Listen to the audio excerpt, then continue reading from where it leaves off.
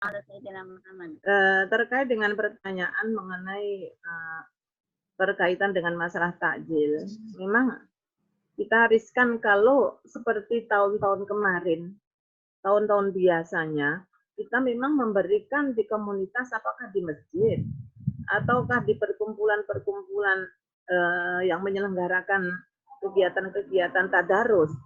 Tetapi kemudian, kalau sekarang kita di kerumunan orang banyak sekarang sudah dilarang. Maka alangkah bagusnya kalau kita memberikan langsung ke tempat-tempat orang yang membutuhkan. Jadi kita hanya justru. Tapi perlu diketahui juga, kita akan memberikannya itu dalam bentuk apa? Ya, kalau dalam bentuk makanan yang sudah siap saji, mungkin kita juga perlu tenaga tambahan dalam arti ini mungkin ada ya, apakah mobil yang keliling. Kalau ada beberapa lembaga-lembaga yang selama ini sudah memberikan dan menyalurkan dana bantuan ke orang-orang miskin, ya orang-orang yang berdampak COVID, orang-orang yang miskin ini, du'afa, itu langsung bukan ke pos-pos, bukan ke RT, bukan ke kelurahan, bukan ke majelis taklim, tapi langsung diantar ke alamat yang bersangkutan. Maka alangkah bagusnya juga kalau memang di situ komunitas mahasiswa masih ada tinggal di asrama, mungkin masih sebagian bisa kita berikan langsung ke sana dengan kita antarkan makanan yang sudah siap saji.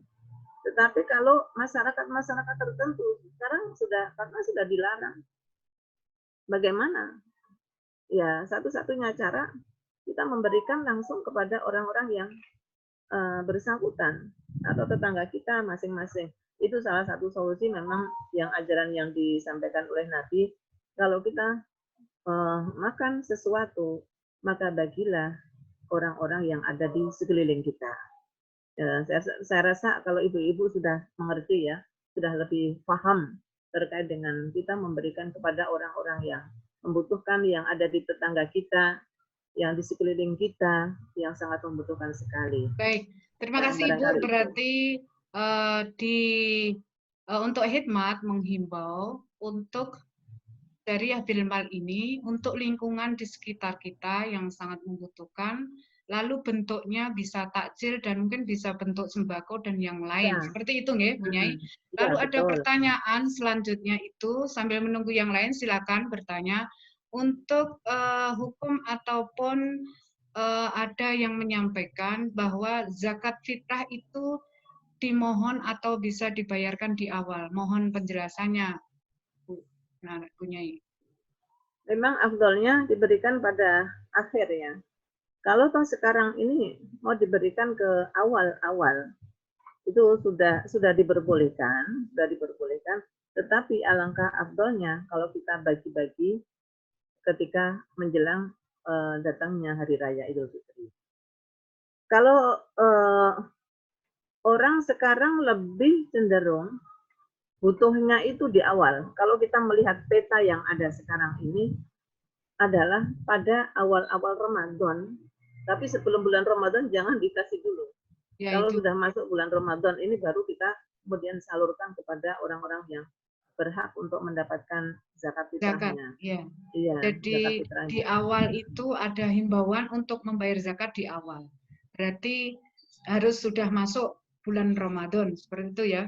Lalu Ibu ada pertanyaan di lapangan untuk misalnya kumpul, itu kalau pemerintah kita Samikna itu maksimalkan 10 orang. Lalu apakah itu ada yang nanya, dalilnya untuk kemudian dalam suasana yang seperti itu semuanya bisa dimaklum. Contoh, kan kita merapatkan soft, tetapi karena seperti ini sehingga kita 1 meter. Yang kedua, sholat hari raya maupun traweh. Itu kalau traweh bisa ya sekeluarga. Kalau yang sholat hari raya itu kemudian juga gugur juga untuk jumlahnya dan lain sebagainya, itu mohon ini apa tips arahan ataupun ini yang konkret sifatnya. Yang pertama tarawih dulu ya, tarawih dulu. Kalau tarawih dulu memang betul bisa kita laksanakan di rumah. Rasulullah Shallallahu Alaihi Wasallam Allahumma sendiri itu sholli wa sallim. tarawih tidak berjamaah. Beliau sholat sendiri. Hanya saja pernah sahabat bertanya, Nabi kenapa kok tidak menyampaikan kepada para sahabat? Hanya disebutnya qiyamul lail. Ada salah satu hadis yang mengatakan kana yatarawahuna. Rasulullah Shallallahu Alaihi Wasallam itu sholat yatarawahuna, sebentar istirahat. Itu yang kemudian istilah yatarawahuna menjadi istilahnya sholat tarawih begitu. Nabi sendiri melaksanakan sholat tarawih tidak berjamaah. Itu kenapa? Karena khawatir ini menjadi ibadah wajib, sehingga Nabi melaksanakan sendiri-sendiri. Kemudian sholat Idul Fitri itu kalau sudah terdiri dari 2 orang, apalagi 10 orang ya, 2 orang itu sudah boleh kita melaksanakan. Boleh kita laksanakan di rumah. Itu boleh kita laksanakan di rumah sholat Idul Fitri. Walaupun toh kita tidak bisa sholat di masjid atau di berkumpulnya orang banyak di lapangan, maka kita bisa laksanakan masing-masing di rumah kita sendiri-sendiri. Malah justru itulah kita menambah kerekatan antar keluarga kita masing-masing. Jadi di kondisi pandemi sekarang ini, kita fungsikan rumah kita dengan banyak ibadah. Nawwiru manazilakum bi qiraatil Quran. Baik Ibu, Disinarilah subhanallah ya, ya. rumah-rumah kalian dengan membaca Al-Quran, dan tentu saja kita memperbanyaklah kegiatan aktivitas kita di rumah masing-masing. Ya. Itulah Ibu-ibu sekalian. Barangkali Bu Dr. Sururin tadi kita agak terputus dengan yang pertama sesi 1, bisa dilanjut untuk tadi ada dari sesi mahasiswa maupun volunteer. Volunteer sekarang juga ada istilahnya, asumsinya volunteer juga butuh daya tahan, kemudian juga butuh apakah bisa terus-menerus seperti jadi volunteer di masa pandemik seperti ini. Asumsinya kemudian diputus atau disarankan tadi oleh narasumber kita bahwa kemudian bersedekahnya atau kita jariah bilmalnya diutamakan pada lingkungan sekitar yang sangat membutuhkan, didahulukan dulu, kemudian teknisnya diserahkan masing-masing seperti itu. Jadi di lingkungan dulu, Bu Sururin mungkin mau nambah atau yang lain, monggo. Kemudian tadi tentang sholat raweh, pelaksanaan maupun dasar hukum serta kemudian pelaksanaan Idul Fitri. Kemudian zakat pun itu asumsinya karena kebutuhan bisa dilakukan atau sangat bermanfaat bisa di awal Ramadan dengan syarat sudah masuk bulan Ramadan. Mungkin Dr. Sururin mau menambahkan atau yang lain? Sururin itu ini di sesi 2 dan terekam. Ya, jadi intinya kenapa itu? Kenapa kita tidak bisa ya? Artinya kita mendahulukan apa? Darul mafasid. Muqaddam, ya, darul mafasid. Menghindari yang hal-hal yang negatif itu kita dahulukan terlebih dahulu. Kayak itu prinsip dalam hukum Islam seperti itu ya. Mendahulukan atau menghindari segala sesuatu yang membahayakan diri kita. Kumpul-kumpul itu. Memang bagus kita memberikan ya kepada orang-orang yang kerumunan di tempat-tempat ramai begitu. Termasuk kita sholat pun juga begitu kan, alasannya para ulama itu darul mafasid muqaddam, lebih didahulukan daripada jalbul masalih. Memang kemaslahatan ada. Nah, kembali lagi, kalau tadi ada generasi-generasi yang sekarang itu sedang menjadi tenaga volunteer, ya. Volunteer itu perlu, termasuk yang perlu kita support. Barangkali itulah kita bisa mengalokasikan kalau mau memberikan bantuan kepada mereka itu. Apakah kalau mereka kan bisa berkelompok kan ya? Yeah. Kita berikan saja bantuan yang mereka butuhkan itu apa? Yeah. Saya rasa itu bagian daripada perjuangan pejuang-pejuang ya, pejuang-pejuang untuk bangsa kita. Ini yang perlu kita support. Berarti dari sisi volunteer, kemudian kita dari rumah WFH pun apa yang kita lakukan maupun arahan-arahan tadi bisa kita lakukan dari rumah dengan meminimalisir pandemi COVID-19 ini 19 makin meluas, itu kita tetap bertahan dan mengikuti anjuran pemerintah dengan dasar-dasar hukum agama yang ini kemudian kita hindari benturan-benturan di grassroots, yaitu misalnya masih ada juga yang mengadakan sholat Jumat gitu ya, dan itu ada di kompleks justru. Di kompleks ini Rivera kan masih ada itu, dan mestinya ya kalau DKI kan kemudian 3 hari ke depan ini ada sanksi kalau misalnya berkerumun seperti itu. Nah, monggo Bu Suryan, ada juga selamat datang bergabung Bu Dr. Yumina, Mbak Ifati. Ini agak berbeda dengan sesi 1 yang hadir, jadi kami progres untuk taklim online Hikmat Muslimat NU Pusat ini sudah berjalan, dan kita hari ini dengan tema persiapan ataupun menyongsong bulan suci Ramadan, dan di sesi 2 ini sudah masuk ke tanya jawab dan kemudian masuk ke real, yaitu dalam menghadapi pandemi COVID-19 dalam menyongsong Ramadan. Sudah kami simpulkan dalam arti sudah bisa kita note, 1, bahwa kita perbanyak amaliyah yang jariah bilma, untuk lingkungan sekitar diutamakan terlebih dahulu. Lingkungan sekitar kita mengharap dari himbauan Bu Nyai Mahfudoh dan juga dari Bu narasumber hari ini dan kita semuanya di forum sepakat untuk lingkungan sekitar, teknisnya diserahkan masing-masing. Lalu sholat raweh tetap dilaksanakan bisa di rumah, aslinya dengan Rasulullah dan hadis-hadis yang sudah disampaikan tadi, sholat Idul Fitri. Kemudian pembayaran zakat fitrah bisa di awal Ramadan. Syaratnya adalah sudah masuk bulan Ramadan. Ini karena sudah kebutuhan ataupun mendesak emergensi sehingga bisa diinstruksikan untuk bayar zakat di awal Ramadan. Mungkin lebih ada lagi lebih afdolnya ya, silakan Bu Nyai. Lebih afdolnya menjelang Idul Fitri ya. Menjelang Idul Fitri tetap itu afdolnya seperti itu. Dan ini ada kesempatan kita ini, kita bagi orang mukmin ini, walaupun toh ada anjuran untuk tinggal di rumah, mesti kita itu bisa memanfaatkan waktu sebanyak-banyaknya, sebaik-baiknya ketika kita berada di rumah.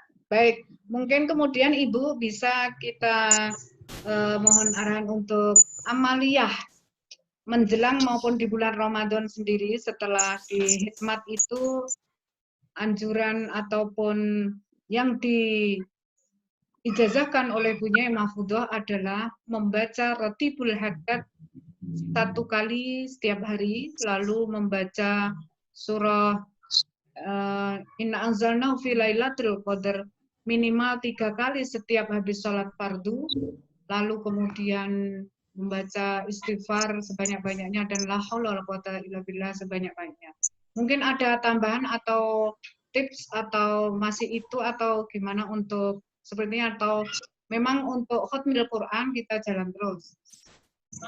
Untuk selain khatmil Quran, menurut kami selain tadi bacaan-bacaan zikir-zikir yang sudah diijazahkan oleh Ibu Mahfudoh, ada bacaan Quran ya 1 hari 1 juz, one day 1 juz. Kemudian kita juga punya bacaan sendiri.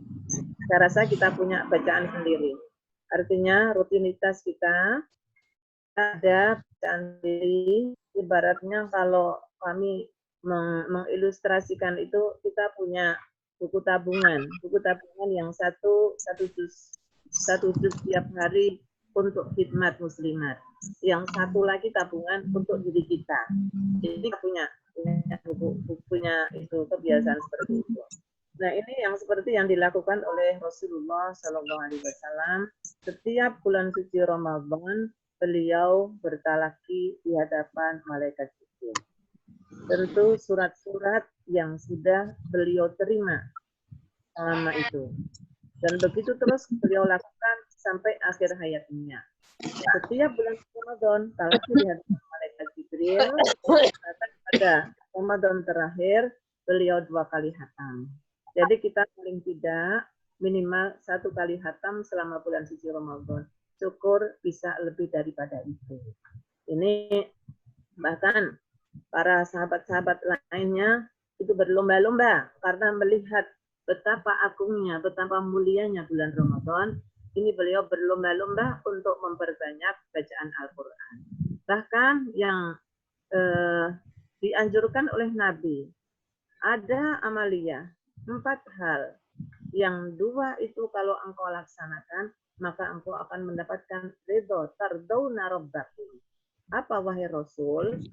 Kemudian dijawab oleh Nabi. 2 hal itu adalah kita membaca kalimat thayyibah, asyhadu an la ilaha illallah wa asyhadu anna Muhammadar Rasulullah, dan astagfirullah, istighfar. Itu 2 hal yang ketika engkau laksanakan, engkau baca selama bulan suci Ramadan, engkau akan mendapatkan ridho dari Allah. Dan yang kedua adalah berdoa. Berdoa mengharapkan surganya Allah dan juga mengharapkan supaya kita terhindar dari siksaan api neraka. Doa ini biasa kita baca pada waktu bulan suci Ramadan setelah kita tarawih. Nas'aluka ridhaka wal jannah wa na'udzubika min sakhatika wan nar. Ya Allah, kami mohon kepada Engkau supaya kami mendapatkan surgamu ya Allah, dan kami mengharapkan supaya kami terhindar dari murka-Mu ya Allah berupa siksa api neraka. Insya Allah ini menjadi amaliyah kita. Allahumma innaka afuwun karim, tuhibbul afwa fa'fu anna ya karim. Ini yang selalu dibaca ketika kita pada bulan suci Ramadan. Nah ini yang intinya pada bulan suci Ramadan inilah betul-betul kita mengekang, tidak hanya puasa dari ngomong saja kalau sekarang ini ya, tapi puasa kita tidak banyak bergerak keluar. Al-imsak betul-betul, tidak hanya imsak anil akli wasyurbi wa jami'il mufattirat, menghindarkan, menjaga diri dari segala macam perbuatan-perbuatan yang dilarang, termasuk ghibah, namimah, dan termasuk marah, ghadab, dan termasuk kita menfitnah dan lain sebagainya. Tapi memang betul-betul kita juga menjaga diri kita, nggak keluar-keluar. Nggak keluar-keluar. Kita kan selama ini kita kegiatan terus berkegiatan di luar, tapi tetap menjaga diri kita di dalam. Tapi mudah-mudahan ini kita kalau kita anggap sebagai salah satu bagian daripada penyucian jiwa kita, mudah-mudahan ya. Khalwat kita. Kalau dari dulu kita belum sempat untuk melakukan khalwat, ini sekarang khalwat kita. Khalwat betul-betul di rumah, menyendiri di rumah. Nggak keluar hanya ada ketika kebutuhan. Nah, ini Ramadan ini itulah menjadi bagian daripada riyadhah kita. Kalau memang kita sebagai seorang mukmin menjadikan bulan Ramadan ini sebagai salah satu isi dengan kegiatan-kegiatan baik pendekatan diri kepada Allah Subhanahu wa taala maupun kita bersedekah, maupun kita tilawatul Quran, maupun kita membaca, menambahkan ilmu pengetahuan, ini luar biasa. Insya Allah hasilnya nanti akan membuahkan hasil yang akan lebih banyak sekali. Tentu untuk diri kita, untuk masyarakat, untuk organisasi kita, untuk jamaah kita, dan juga untuk bangsa dan negara. Dalam salah satu hadisnya, ini tidak hanya ibadah wajib, tapi ibadah sunnah lainnya. Wa yataqarrab la yazalu 'abdi yataqarrabuna ilayya bin nawafil hatta uhibbahu. Fa idza ahbabtu kuntu yadan syubi aw rijlan yamshi bi. Ini adalah salah satu dari riwayat hadis qudsi. Allah Subhanahu wa taala berfirman, ada orang hambaku yang senantiasa mendekatkan diri kepada Allah Subhanahu wa taala dengan amaliyah sunnah, ya, dengan amaliyah sunnah, yang mana mereka berharap untuk meraih cinta Allah, maka aku pun suka, aku pun cinta kepada orang tersebut. Habba uhibbahu. Fa'idha ahbabtuhu, kalau aku sudah cinta kepada orang tersebut, kuntu yadan, maka aku akan menjadi tangannya.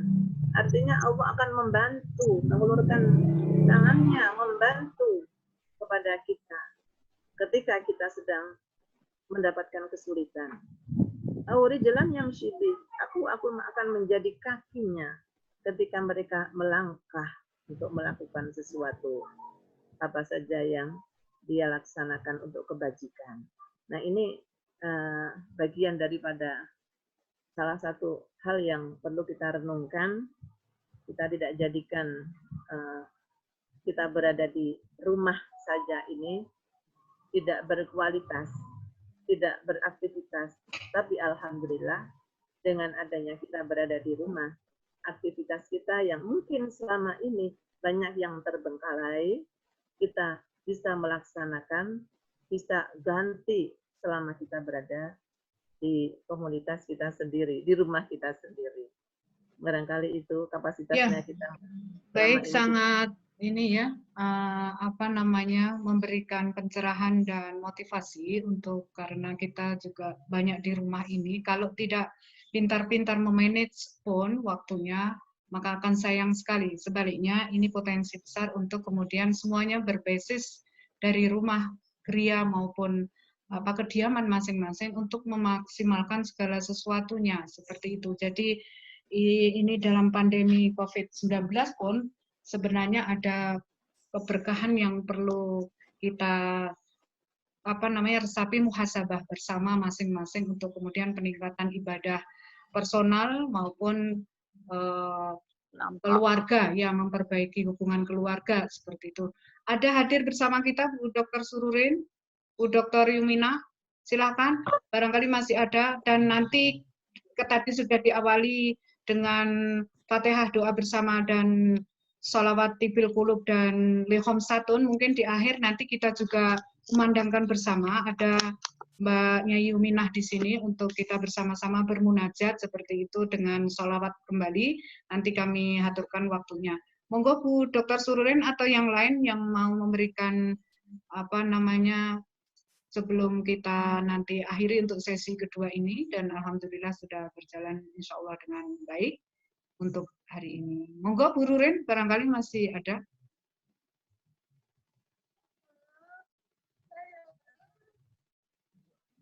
Bu Sururin belum di-unmute, belum di-mute. Ampun Bu, cekap Bu. Dr. Sururin. Monggo yang lain. Mbak Etika. Mbak Etika ini adalah aktivis di web Muslimat NU, sehingga beliau punya komunitas punya komunitas taklim yang variatif Ibu di grassroots, sehingga gesekan-gesekan itu terasa betul bagaimana di sebelah, mohon izin, itu ada banyak hal, pertanyaan maupun hal-hal yang perlu disikapi dengan baik. Mungkin Mbak Etika, kita hari ini penguatan pada materi maupun langsung pada peresapan, ya, pengayaan sikap dan persiapan mental maupun spiritual untuk masuk di bulan Ramadan maupun amaliyah sampai dengan doa-doa, lalu teknis tadi diarahkan untuk kita memperbanyak sedekah jariyah bil mal seperti itu untuk menambah, dan lalu kemudian memantapkan kita masuk Ramadan ini dengan tetap semangat dan mengambil hikmah serta positive thinking dalam arti tidak keluar rumah, tetapi bagaimana bisa memanage dari rumah itu menghasilkan amaliyah maupun hal-hal yang positif itu lebih dimaksimalkan. Dan hikmahnya tentu saja harus bisa diambil masing-masing secara personal maupun mahdoh, ya, istilahnya hablum minallahnya dan juga hablum minannasnya serta hubungan keluarga. Mungkin Bu Izun masih ada pertanyaan atau hal-hal yang meresahkan, dalam arti maksud saya endingnya dari taklim ini bagaimana kita menyongsong Ramadan dengan optimis, kemudian dengan tetap semangat dalam arti yakin, dan juga doa-doa yang kita lantunkan bisa sampai ke langit untuk kita kemudian semangat, dan Ramadan ini tetap kita lakukan ibadah-ibadah baik itu tarawih dan lain sebagainya, justru waktunya bisa lebih banyak seperti itu. Mungkin ada Mbak Etika di Mbak Aza. Monggo. Ya. Ini tadi jadi apa? Jadi ingat waktu Mbak Aza ngomong kalau apa? Saya di komunitas taklim saya itu ini kan apa? Memang bukan orang Nahdiyin gitu ya. Yang saya pingin tanyakan, selama ini saya bersikapnya udah ini aja, ngikutin teman-teman saya itu ibu-ibu. Tapi mereka sama sekali susah dimasukin untuk ajaran yang kayak seperti kita ya, yang apa itu sholawat tibil kulub, apa itu nggak bisa. Itu gimana? Posisi saya ya udah ngikut aja gitu kali ya Bu Punyai Romla ya. Gimana? Monggo Ibu, karena ini nyun sewu sebelum pengantar, jadi kita sebelum ada taklim ini ada semacam trial meeting seperti ini 3 kali, lalu membahas segala sesuatunya, termasuk waktu itu langsung viral persoalan sholawat tibil kulub itu, dan waktu itu Mbak Etika juga masuk, istilahnya sudah disampaikan oleh Bu Nyai Mahfudoh dan Mbak Ulfa dalam waktu itu adalah langsung ke Mbak Kiai Hasim dan sebagainya. Namun masih ada yang jabri juga untuk kemudian hadisnya dan sebagainya. Apakah ini perlu direkor atau enggak ini? Tapi secara general saja, monggo kita penguatan di sini, enggak apa-apa, kita ini aja, open aja. Ya, Mbak Etika, Mbak Etika, memang kita berdakwah di mana saja, ya. Berdakwah di mana saja. Kita bisa saja ketika kita mau mengawali, kita baca suratul Fatihah, misalnya. Mari kita mengajak ibu-ibu membaca suratul Fatihah. Ini kan sudah bagian daripada kalau ila hadratinya. Mereka mungkin minhum juga nggak begitu paham ya ila hadratin Nabi Al-Fatihah. Kita berdoa Bu, wasilah dengan suratul Fatihah. Kalau memang kita mengawali dari suratul Fatihah, itu sesungguhnya itu yang pernah dilakukan oleh, kalau kita baca fadhailnya daripada surat Al-Fatihah itu luar biasa. Nanti bisa saja kita masukin mulanya ini. Apa khasaisnya surat Al-Fatihah? Termasuk diantaranya adalah surah di mana di situ antara manusia, antara hamba Allah dengan Allah Subhanahu wa Ta'ala. Kalau tahu maknanya, insya Allah mereka akan menerima. Kalau Al-Quran, kita mula-mula dengan Al-Quran dulu. Kita mengawali sebelum taklim itu, kita mengawalinya dengan baca suratul Fatihah, kemudian baca Al-Quran. Nanti saya rasa sedikit demi sedikit. Mungkin komunitasnya Bu Etika juga nggak jauh berbeda dengan sebagian tempat kami ya. Itu lama-kelamaan mereka ikut tradisi kita. Termasuk salawat. Salawat kalau salawat tibil kulub dengan nyanyian seperti itu, mereka senang sekali. Mereka senang. Terus kemudian mulai sholli, ternyata ketika kita masukin, saya tahu, paham. Ternyata banyak yang saya ada taklim di situ itu nggak semuanya orang-orang yang sama dengan ya kita gitu. Kita sedikit demi sedikit. Dakwah kita nggak boleh kita kemudian harus menganggap ini loh yang paling benar, tidak. Tapi kita merangkul. Kita rangkul mereka. Ini orang apa? Kita memang harus jeli juga, harus jeli, tapi bukan berarti kita kemudian menjauhi. Itulah mestinya dakwah yang sudah digariskan dalam Al-Quran itu, ud'u ila sabili rabbika bil hikmah, kan ya, dengan bijaksana ya. Kita dakwah itu dakwah dengan bijaksana. Dakwahin orang-orang miskin nggak bisa kita ngomong terus ya. Dakwahin orang-orang miskin kita sapa dengan ekonomi ya, dengan membantu dakwah bil mal. Dakwah ke orang-orang ya yang the have itu orang-orang kaya misalnya, itu dakwahnya mungkin kita berikan semangat untuk memberikan, menyalurkan hartanya. Bisa jadi seperti itu. Artinya dakwah ini amalia rutin kita lihat dulu di mana masyarakat yang kita hadapi itu. Jadi nggak harus kita kemudian langsung menyajikan ini berat-berat. Nabi sendiri melihat ya, Nabi sendiri ketika berdakwah menghadapi masyarakat itu dilihat masyarakat ini senangnya apa, masyarakat ini penyakitnya apa. Maka Nabi menyampaikannya yang sesuai dengan yang menarik ketika mereka itu ada celah-celah yang bisa disampaikan oleh mereka. Ketika ketemu dengan orang-orang yang pelit mungkin, ketika datang tamu tidak menjamu, maka na yu'minu billahi wal yaumil akhir al yukrim dhaifah gitu kan misalnya gitu. Siapa yang beriman kepada Allah dan hari akhir maka muliakan tamu. Ini melihat sisi orang-orang yang kekurangannya di mana. Jadi kita masuki. Jadi variatif saja. Kita tidak bisa memaksa, tetapi kalau kita memasuki caranya sedikit demi sedikit, insya Allah bisa. Sama seperti ketika Wali Songo berdakwah, kondisi masyarakat kita itu sudah luar biasa, sulit untuk menerima, kemudian dipaksa untuk mengikuti ajaran agama. Pelan-pelan dikumpulkan dulu. Jadi belum diajari sholat, dikumpulkan dulu. Kemudian ayo cuci tangan, cuci kaki. Makanya masjid-masjid yang ada di daerah-daerah dulu itu kan depannya ada gelombangnya.